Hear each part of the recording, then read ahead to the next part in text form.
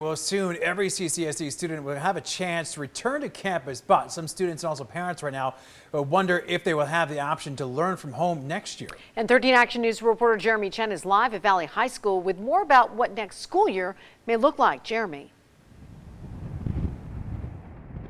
Well, Todd, Tricia, Superintendent Jesus Jara says the pandemic has exposed the inequities in our education system, and he says those students who are thriving with remote learning should get an opportunity to continue that.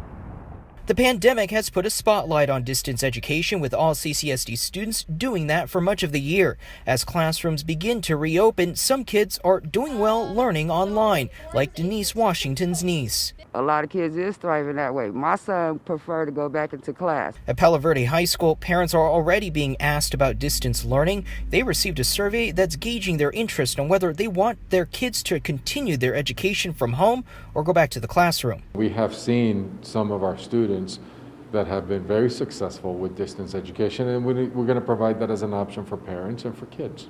Superintendent Jesus Jara says the district is working on making that choice available for the next school year, like figuring out which teachers would be willing to stay with online teaching. He says it's difficult for them to teach both virtual and in-person students. The concern that we're having is really, to identify the teachers for distance education and our current teachers that are going to be doing face-to-face to just solely focus on that. Dr. Jara says April registration will ask parents if they prefer face-to-face or online learning. He hopes to have a more concrete idea of what direction the district will take after that.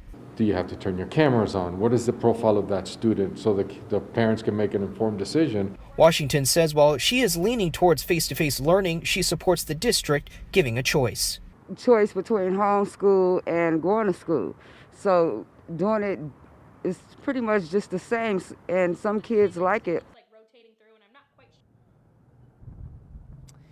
And as far as distance education, right now it remains an option for any student within CCSD until the end of the year. Jeremy Chen, 13 Action News.